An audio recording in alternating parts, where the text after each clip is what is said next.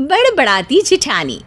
सिम्मी की शादी एक जॉइंट फैमिली में होती है जहां उसके पति राकेश के चाचा चाची भी साथ रहते थे। उनकी बहू मेघा सिम्मी की जिठानी लगती थी।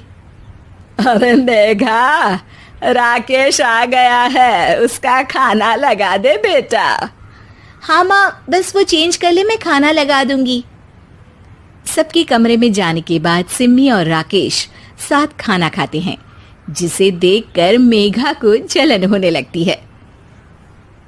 अरे सिम्मी, हमारे घर में पति के साथ खाना खाने का रिवाज नहीं है, तुम्हें राकेश ने बताया नहीं क्या?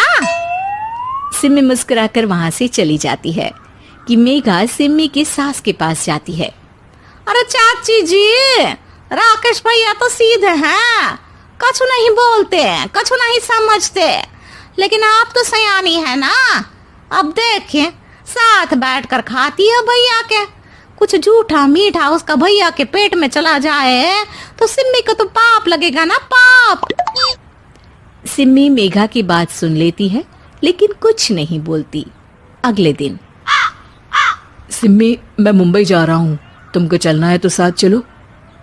मेघा राकेश की बात सुनती है और सीधे सिम्मी की सास के पास जाती है। अरे चाची, अरे चाची।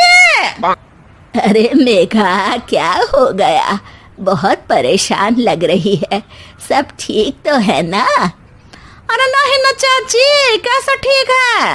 राकेश भैया मुंबई जा रहे हैं, आप तो जानती हैं कितने सीधे हैं, इतनी दूर जा रहे हैं, कहीं कुछ हो न जाए। अरे नहीं नहीं, मैं नहीं जाने दूंगी उसे।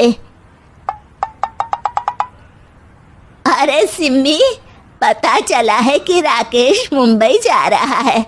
ना बेटा ना, वो नहीं जा सकता।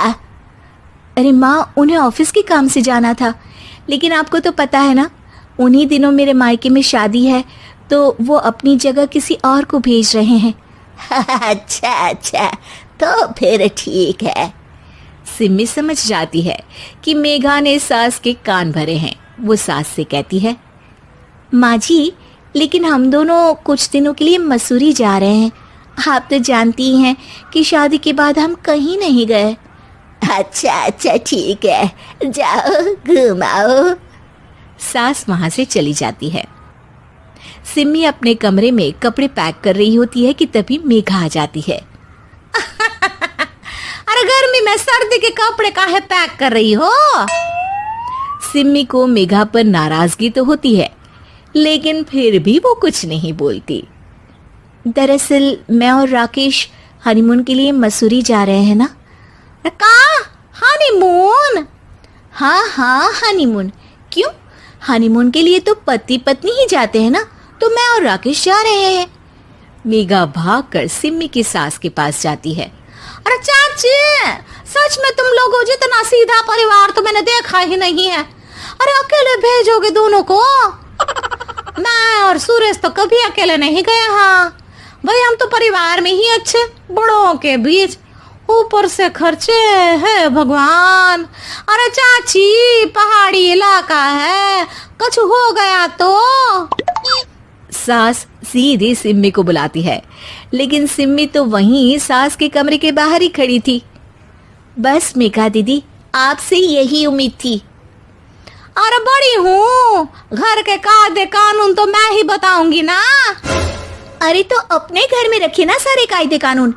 आपकी सास खुद खाना बनाती है, क्योंकि आप यहाँ आकर मेरी सास के कान भरती हैं। आपका पति हमेशा खुद खाना लेकर खाते हैं, क्योंकि आप मेरे घर में ये देखने के लिए बैठी रहती हैं कि मैंने और राकेश ने साथ खाना खाया तो खाया कैसे। मेघा दीदी, आप अपने घर और घर वालों का ख्याल रखिए, मेरे घर में ज्यादा घुसने की जरूरत नहीं है। और हाँ, मैं अपने सास और पति को संभाल लूंगी। मेघा चिल्लाती हुई वहां से चली जाती है, जिसकी आवाज सुनकर राकेश वहां आ जाता है। सिम्मी, मैंने तो तुम्हें पहले ही अपने घर का माहौल बता दिया था। हाँ राकेश, तुम्हारे घर का माहौल बहुत अच्छा है, लेकिन बाहर से कुछ लोग आकर इसे खराब करना चाहते हैं, जो मैं नहीं होने दूंगी। सास सिम्मी की बात सुनकर कमरे में चली जाती है। सिमी और राकेश घूमने जाते हैं और जब वापस आते हैं तो दरवाजे में मेघा और उसके पति खड़े होते हैं, वो भी सामान लेकर। अब छोटे मर्यादा तोड़कर घूम रहे हैं तो हम काहे नहीं। अरे भाभी, तो आपको किसने मना किया है?